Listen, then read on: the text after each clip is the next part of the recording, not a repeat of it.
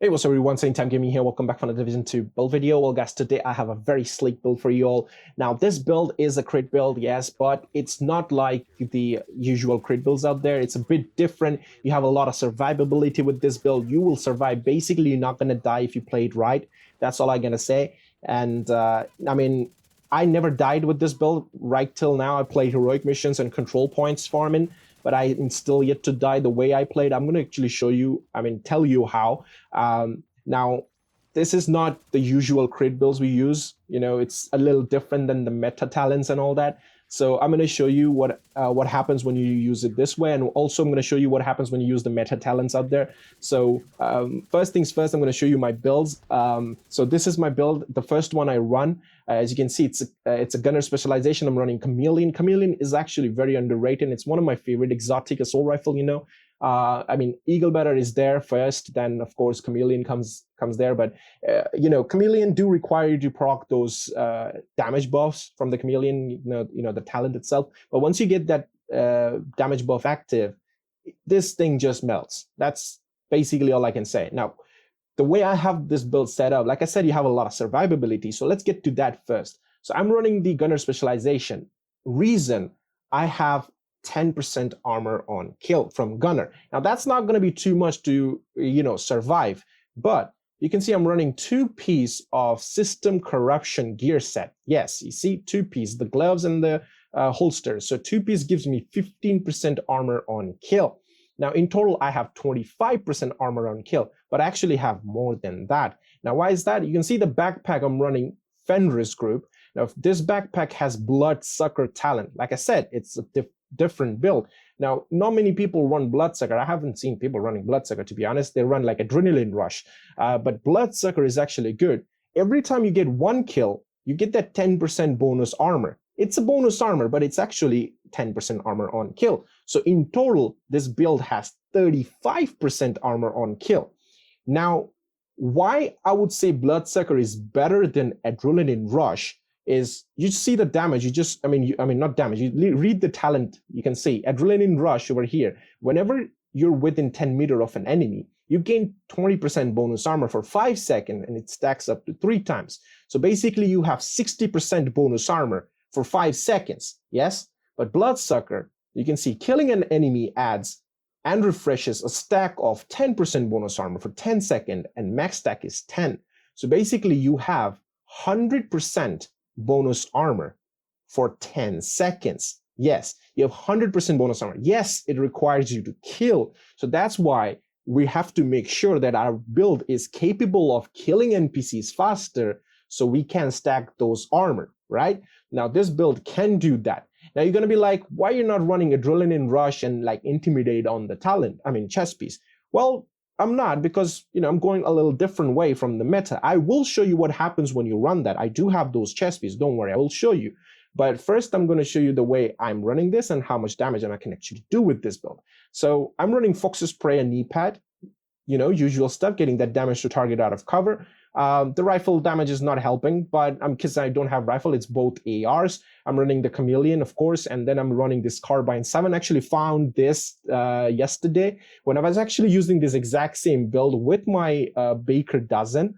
Since I had that Fox's Prey, I was actually using this build, and then I was farming some control point when this thing dropped. This is my first Carbine 7 after a long time. It's actually decent talent, so I'm keeping it. And I'm using close in personal here. I will actually switch that to killer. The close in personal is there because I was, like I said, I was running in a different way. I was also using Intimidate. So I'm going to get to that in a moment. Now, the chest piece I have is Grupo Sombra, which is 15% crit damage, of course. And Obliterate is the talent. It's a very underrated talent. And I always run Obliterate most of the time nowadays.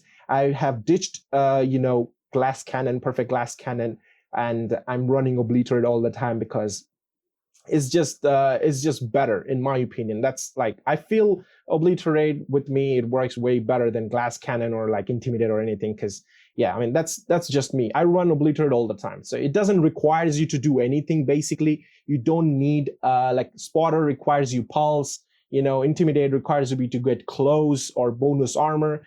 Glass cannon is just glass cannon. So, and also focus requires you to run 8 times scope, but Obliterate is just basic stuff. You shoot the NPC, you crit and you get that damage. Simple. So that's why I always run Obliterate, and I feel this is really, really top tier talent. Now, this build has over 240% crit damage. Now, it doesn't show up right now, but when everything gets active, it will do 240. Now, that also includes this mod slot. Like, I have a utility mod slot. After the update in TU11, this will become generic. So I can add critical hit damage mod here, 12%. So that way I will have more crit in this build. But I do have a lot of crits. Now, Coyote Mask, of course, Coyote Mask give you that extra crit damage, crit chance, whatever you want. So yeah, definitely running that. Now, I already showed you I'm running 2 pieces of System Corruption. System Corruption gear set, it's a Dark Zone exclusive thing. It only drops in Dark Zone, I think. So yeah, I mean, if you want this, you gotta go Dark Zone. So I have crit damage on the holster, and also on the gloves I have crit damage. It do drop with weapon damage attribute, but I think the backpack drops with armor, and also the chest piece maybe. But the other thing, actually, they drop with the weapon, like weapon damage, core attribute. So yeah, you just have to be careful with that. Now, this is basically the build. So I'm going to show you my crits now. So you can see I have 51.5% crit chance, which is fine. Don't worry, I have a chameleon. 154.8% critical hit damage. Now, I said 240. How is that possible? Well, like I said, chameleon, once this Adaptive Instincts talent get active, I'm going to get 20% crit chance, which is going to be handy. It's going to max my crit. I'm going to get 50% critical hit damage, 90% weapon damage. Yeah, so that's 50% crit damage from here, 25% crit damage from Coyote Mask, that's 75. And of course, in TU11, I will be able to add 12% mod here. So that'll make my crit damage to 240%. Yeah, so that's a lot of crit. That's seriously a lot of crit in this build.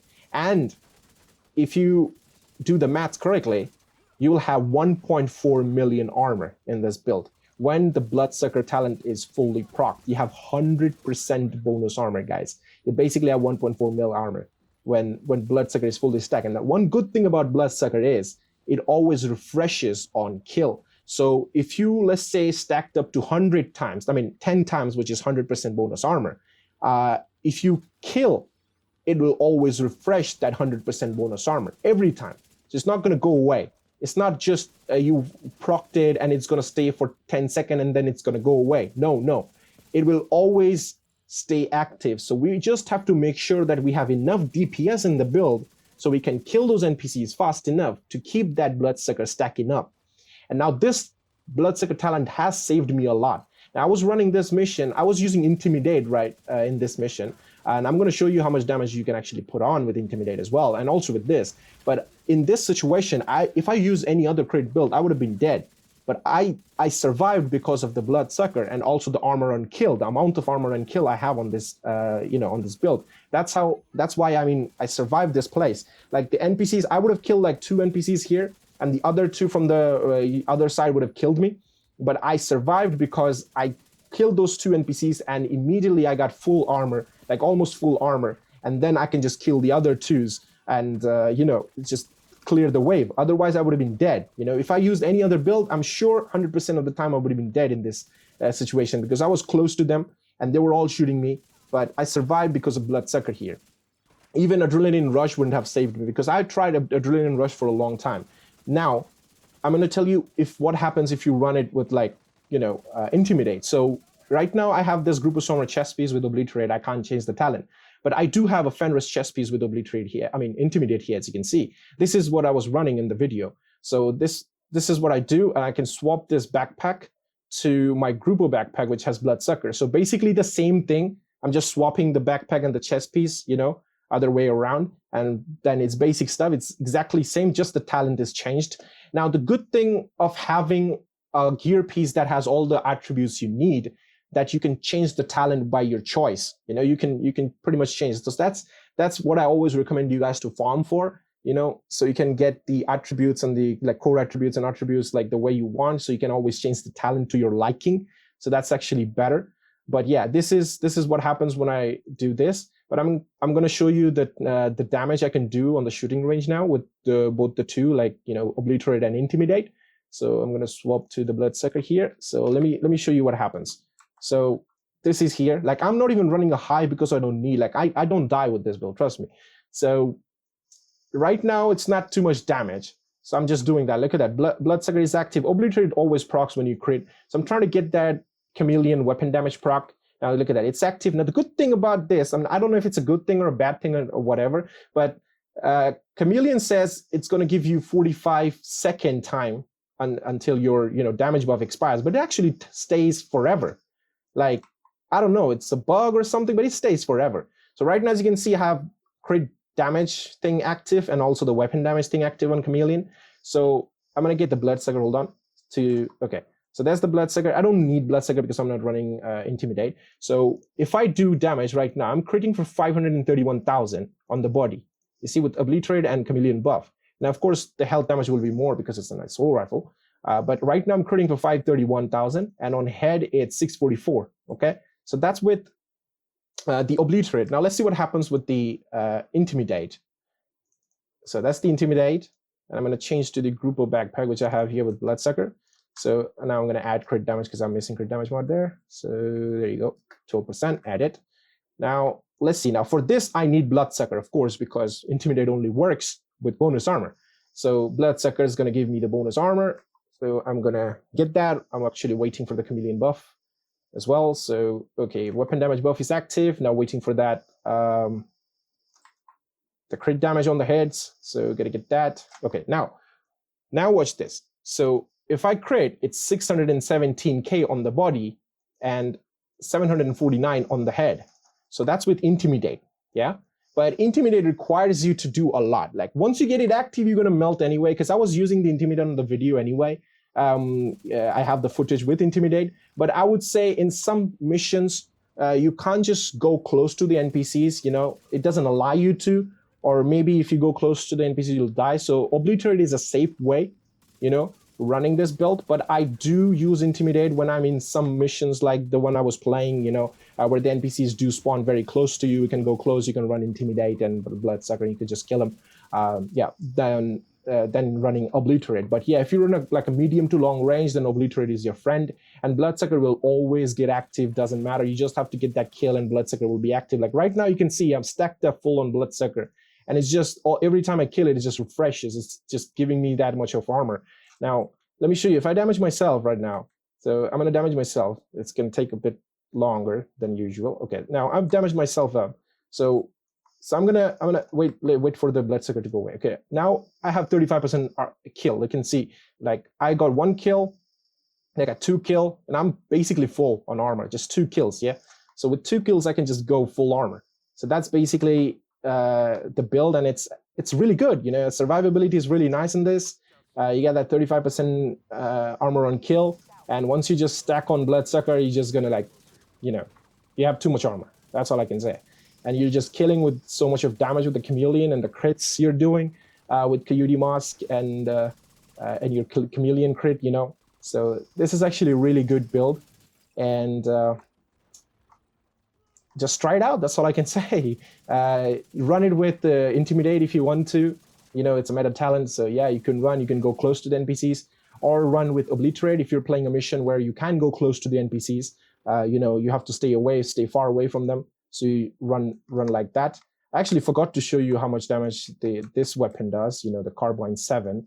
So it has close and personal. So I need to get that Intimidate active with Bloodsucker. So I have close and personal now with Intimidate. Look at that, 540K on the body and 600 something on the head.